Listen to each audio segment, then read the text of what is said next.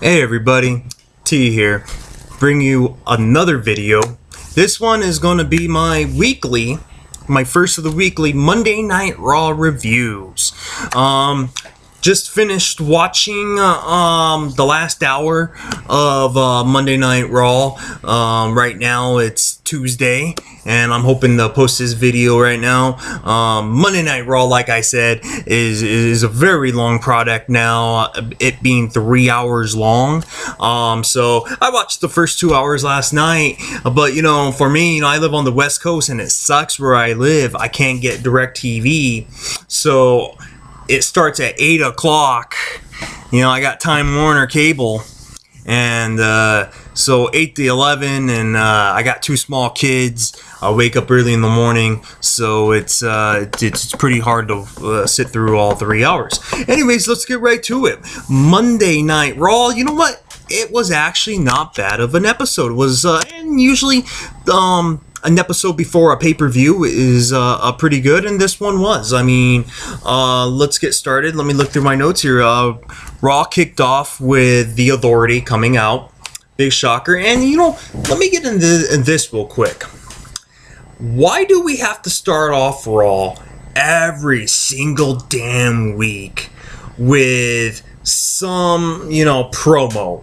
It's always some promo that doesn't go anywhere. And this promo, to me was stupid because it was The Authority and the team for Survivor Series: Rusev, Seth Rollins, Luke Harper, Kane, and Mark Henry coming into the ring and just shooting a promo. And you know what? That was such a long time ago, since last night. I can't even remember what the promo was about, and it doesn't matter because that's what Raw ended with, and that was significant. We'll get into that later as I run down the show. But my point is, Raw every week doesn't need to open up with a 15 to 20 minute long promo that went nowhere. You know what? It was actually said too on, I don't know if you guys listen to podcasts, but I think it was like the Jim Ross podcast. You guys could download it. Have really good. If you guys love hearing wrestling stories, I suggest you guys go to Podcast One. It has some really great podcasts in there. Again, there's some free advertising I'm doing, but so anyways, yeah, it doesn't need to. Every Raw does not need to start with a 15 to 20 minute talking segment that goes nowhere. I'm sorry, it just doesn't. Anyways, first match after the Authority talks is Luke Harper, which is representing the Authority team, taking on Dolph Ziggler.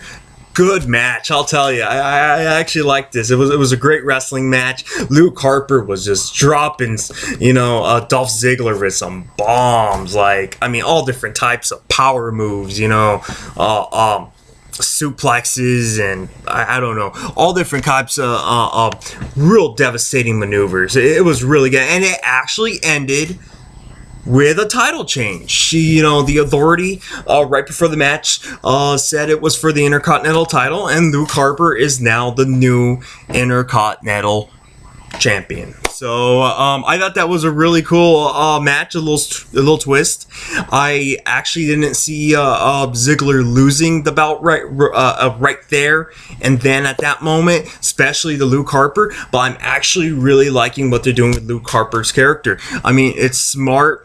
They made it quite clear that, they're going to have the Wyatt family do their own thing. And it's really cool what the other Wyatt member, or former Wyatt member, Eric Rowan, and we'll get into that a little bit later on. Second match on the card, let's run down it pretty quick. Tyson Kidd beating Adam Rose. Okay match, a filler match. And then afterwards, the Bunny, Adam Rose's Bunny, and Adam Rose gets into a little conflict. And then here's something I want to talk about here, is this New Day Promotions. The first one, they had two of them. The first one was with Kofi Kingston, and the second one was with Big E. Now, if you guys did not see Raw, and you don't know what these what these little promo segments has been about a New Day is it's pretty much like Kofi Kingston or Big E or Xavier Woods, those three wrestlers, one of them at a time, like in a church, and then you got the choir in the background, clapping. I don't know what they're doing with that. I believe they're kind of tweaking the storyline they already did, because the three of them kind of had a faction a couple months before, and then all of a sudden we haven't seen them in a while, so I guess they've been maybe just pulling them backstage, maybe just having them work house shows and superstars and stuff like that, and not really putting them on camera, because I think they're working on whatever this New Day is. I thought, when I first saw the three of them join together, I thought we were going to see like a new like a modern day Nation of Domination, which I thought was good, Kofi Kingston, here's one thing I'll tell you about Kofi. I've always felt bad for this guy, because this guy has always been a great in-ring worker, just a great technical wrestler, great acrobatic skills going, especially the Royal Rumble. WWE does so many stuff on telling you what type of stuff Kofi Kingston does in Battle Royals or Royal Rumbles. It's became his gimmick. Never had the right proper gimmick. Let's see what they do with this whole New Day. So anyways, that was an interesting promo, sorry. Then we saw Bray Wyatt in the ring with Dean Ambrose promoting their match into a Survivor Series. Not going to talk too much about that, but I'll probably maybe do a preview the Survivor Series video. We'll see if I have the time to do that, but either way, I will do a Survivor Series video after Survivor Series. Next match on Raw, Ryback beating Cesaro. Again, Cesaro proving, if you guys seen my last videos, I think, and I'm going to say it again, Cesaro is the best wrestler on the roster, and again he proved it. Ryback is not the best wrestler around. He's your power guy, and Cesaro proved, he could have a 5-star match with a broomstick. I swear, he can. It was a good match. It wasn't like match of the year or nothing like that. It was just, my point is, another great match on Cesaro's part. And again, WWE doesn't do nothing with him. Ryback beating Cesaro, which I understand that, because they're building Ryback just so big right now. And then, and I'll go ahead and talk about that for a little bit. I like what they're doing with Ryback. I never thought they should have watered down his character. But back when they watered him down before, and I hate talking crap about Curtis Axel, Mr. Perfect Son, but that was just bad. Having the two of them together, and if you did have them together, at least build them up as a dominant tag team. They weren't even that. They didn't have the tag team titles. Sure, I think they wrestled for them a few times, but it really wasn't that great. So it's great to see them doing something right back again. I think he just has the look and the size to be a top guy, and they're using him in a top spot right now, because right now his whole role is the free agent. Which side is he going to join in the big storyline on the 5-on-5 Survivor Series match?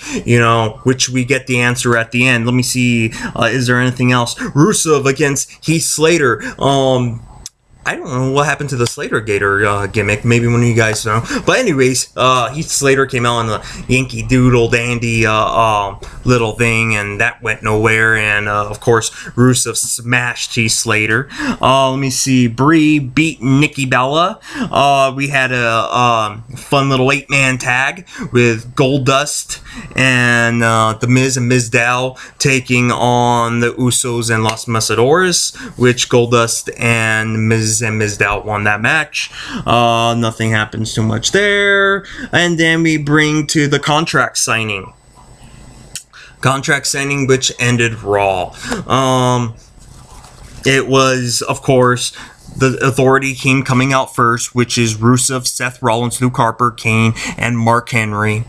And they were pretty much coming out and intimidating John Cena and And then John Cena saying, "Oh, you know, I got no one." Authority says you got no one, and John Cena's like, "I don't give a shit. I'm gonna fight." You know, pretty much John Cena being John Cena. And then Ziggler comes out. Then Big Show comes out. And then Eric Rowan comes out, and then you see this cool little stare off between the former Wyatt members, Eric Rowan and Luke Harper, representing the Authority. And then finally, which we all knew, Ryback came and said he was going to be part of John Cena, because Ryback the whole night and the last few weeks, if you guys have been watching Raw, has been saying that he is Team Ryback, and he's not like on either side. So it was nice to see that. And then it ended with the 5 of them just clashing. Actually, more than 5, because you got Joey Mercury and Jamie Noble over there also getting involved. And Triple H got involved too. And Triple H actually got put through a table with the AA from John Cena. So that was pretty cool, and that's what ended Raw. It was, it was a decent Raw. I mean, like I said, I think Raw could really put on good shows if there were 2 hours. Seriously. If you think about it, like, whenever you get a decent episode of Raw, think about how great it would be if it was, like, 2 hours. That means you wouldn't have all that fillers. You would have great classic episodes. I understand that they're not going to go back to 2 hours anytime soon. The whole reason why they went to 3 is because USA Network gave them more money, and of course, whenever you could get more money, you know, anybody's going to take it. Especially WWE. They actually do need the money right now because they spent a shitload of money on the network, and they're still trying to rebuild that from the network. And that's pretty much concludes Raw. And I want to let you know I will be launching another video. Finally, I'm going to be getting to the videos I kind of want to do. I do just want to make these Raw videos once a week just to stay on top of the current events. So far my videos have been more current events, but now I'm going to be doing some fun videos like I've been wanting to do. My very next video will be my first match of the week.